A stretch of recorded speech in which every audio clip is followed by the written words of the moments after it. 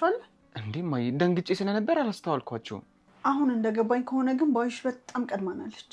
እንዴት? መረጃዎቹን ሁሉ እኮ ቀድማን ያጠፋችው። እና ምንድነው ማድረግ ያለብን?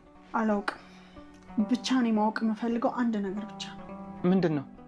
ይሄን ሁሉ ነገር እኔ ላይ ለምን ማድረግ እንደፈለገች ማወቅ ብቻ ነው የምፈልገው። እርግጠኛ ነኝ ማይ እንደርስበታለን። ምናሴ በጣም ነበር እኮ አምናት የነበረው። እሱን ማቋቃለሁ ማይ፣ ግን ከሆነ በኋላ ምንም ማድረግ አይቻልም። አሁን ቁርሳችንን እንብላ።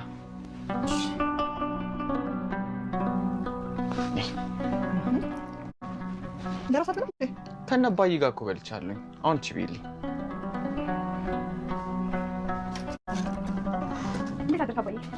እንዴት ናችሁ ልጆች?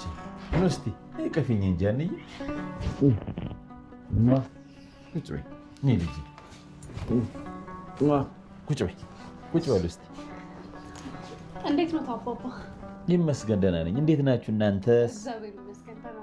ይመስገን። ሰላም እንዴት ናችሁ? ውድ የተከበራችሁ ቻናል ዩቲዩብ ቤተሰቦች ሰላማችሁ ይብዛልኝ። አዳዲሶች እንኳን ደህና መጣችሁ። ሰብስክራይብ ያደረጋችሁ ቤተሰብ ሁኑ። ነባር ቤተሰቦች ደግሞ እንደተለመደው ላይክ እና ሼር ያደረጋችሁ አበረታቱኝ። የኖላዊ ድራማ በክፍል 104 በክፍል 103 ላይ ብዙ ነገሮችን አይተናል ማለት ነው። የወይዘሮ ሜላት ፍራቻ፣ የባዩሽ ቤተሰቡን ያን ያክል ማተራመስ፣ እንዲሁም የጠፋ ወርቅ በመገኘቱ እንኳን ደስ አላችሁ ሁላችሁም ማለት ነው።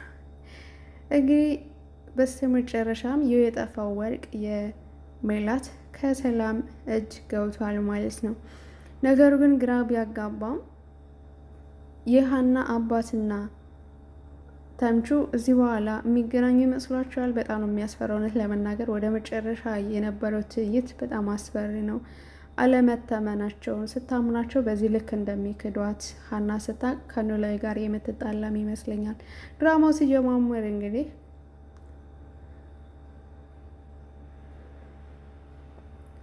ተምቹ ወደ ኖላዊ ቤት ሂዶ ኖላዊን ቦርሳዎች እፈልጋለሁ ብሎ ነበር። ግን ኖላዊ ደግሞ ቦርሳው የሀና ስለመሰለኝ እሷን ስትናፍቀኝ ምክንያት በማድረግ እነሱ ቤት ወስጀዋለሁ ከእናቷ ቤት ሲለው በጣም ተበሳጭቶ ነበረ። እንዲሁም ፋየው እያለም አስቀይሞት ነበረ። ቆይ ለምንድን ነው እርግብን ታውቃታለህ እንዴ? ካለችበት ለምን አትነግረኝም? እሷ እኮ ወንጀለኛ ናት ሲለው በስሜቴ እንዴት ይጫወታሉ ሀና ሀና እያሉ እኔስ ብሎ ጥሎት ሂዶ ነበር እና በአቅም የትም እንዳለች አልናገርም ብሎ በንዴት ነበር የወጣው። በስተመጨረሻ እንግዲህ ኖላዊ ተጸጽቶ እውነቱን ነው በስሜቱ ተጫውቼበታለሁ፣ ቢሆንም ግን ይቅርታ ላደርግለት ይገባል ብሎ ተምቹ ወዳለበት ጎራ ሲል እንግዲህ ተምቹ ለምን መጣህ እያለ እንደ አባት ሳይሆን እንደ ጓደኛ ሲያንጓጥጠውም ነበር ማለት ነው።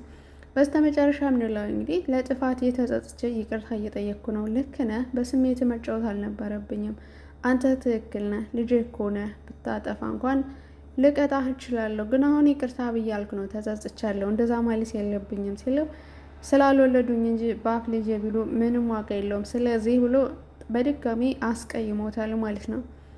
ከዛም እንግዲህ ተምቹ አስቀድሞ ለሀና ቦርሳው አባትሽ ከእናትሽ ቤት ወስዶታልና እንድታመጭል ብሎ ጥያቄ ጠይቋት ነበረ። ሀናም በሀሳቡ ተስማምታ ቦርሳውን ትመልስለታለች። ከዛም አቶ ኖላዊ እንግዲህ ሀና ቦርሳውን አምጥታልሃለች መተህ መውሰድ ትችላለህ ሲለው አላመነም ነበር። በስተመጨረሻም ግን ቆይ ፋየውን ለምን አስቀየምኩት ብሎ ይቅርታ ሊጠይቀው ወደ ኖላዊ ቤት ይሄዳል ማለት ነው። ኖላዊም ይቅርታ አድርጎለት ተስማምተው ይሄዳል። ግን ቦርሳውን አልወሰደውም ነበረ። በስተመጨረሻ እንግዲህ ሀናና ሰላምዬ ከክላስ መልስ ቦርሳውን ይዘው ወደ ኖላዊ ቤት ይሄዳሉ ማለት ነው። ሰላም ካሉ በኋላ በድጋሚ ወደ ክላስ ይሄዳሉ። ቦርሳውን ከፍታ ለማየት ስትሞክር ሰላምዬ ይህ እኮ ያደራ ዕቃ ነው፣ ያደራ ነገር ደግሞ አይከፈትም ብላ ሀና ትቆጣታለች። እንዴ ምን ችግር አለው ልየው ስትል ኖላዊም ቀደም ይልና አዎ ሀንዬ ትክክል ናት፣ አደራ የተቀመጠ ነገር ተከፍቶ አይታይም ሲላል አደራ ምን ያክል ዋጋ እንዳለው ሲያስጠነቅቅ እናያለን ማለት ነው። በስተመጨረሻም እንግዲህ ብድግ አድርጎ ኖላዊ ወደ ቁም ሳጥን ይስጥላሉ ማለት ነው። ከዛ በድጋሚ ተምቹ ተነግሮት አልወሰደውም ነበረ። እንግዲህ ወደ ወይዘሮ ሜላት ቤት ስንገባ ደግሞ ወይዘሮ ሜላት በጣም ተጨንቃና ፈርሳ ነው ያለችው። እርግብ ያን ሁሉ ያደረገች መስሏት ነበር። ነገር ግን አሁን ላይ ነገሩ ሁሉ ባዩሽ ስር ሰዳይን ሁሉ እንዴት ስታተራመሰ እንደነበረ ለምን እንደሆነ ማወቅ ትፈልጋለች።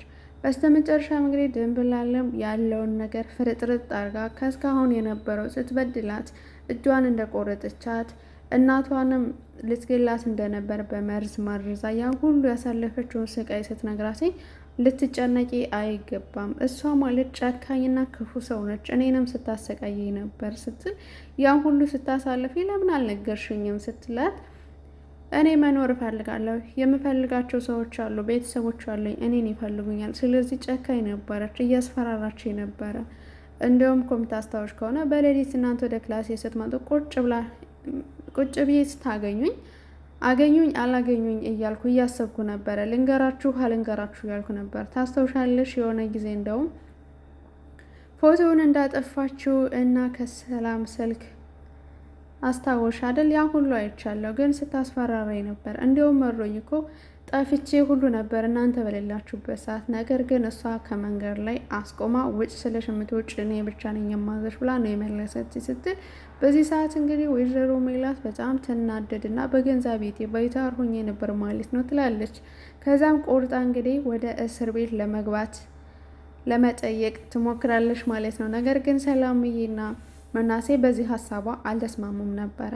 ምክንያቱም ያልተስማሙበት ወይዘሮ ባዩሽ የሜላትን ደካማ ጎን ጠንቅቃ ስለምታውቅ በፍጹም ልትሄጃችም አሁንም ታታልልሽና እዛ እስር ቤት እንድትፈታ ታደርጊያታለሽ፣ እሱን ደግሞ መቼም አንፈቅድልሽም ሲሏት ሜላት በድን የትን ያክልማ ህፃን ልጅ አይደለሁም፣ የማደርገውን ነገር አውቃለሁ፣ በፍጹም እንደዛ ላረግ አልችልም ስትል ልጆቹ ግን ተቃውሟቸውን አሰምተዋል። በዚህም ተስማምቶ አቶ መስፍኔም ትክክል ናቸው ልጆቹ ልትረጋጅ ይገባል ሲላት ጭራሽ አንተም ተደገምክ ሲልና በሀሳብ አለመግባባት እንግዲህ ክላሷ ትሄዳለች ማለት ነው።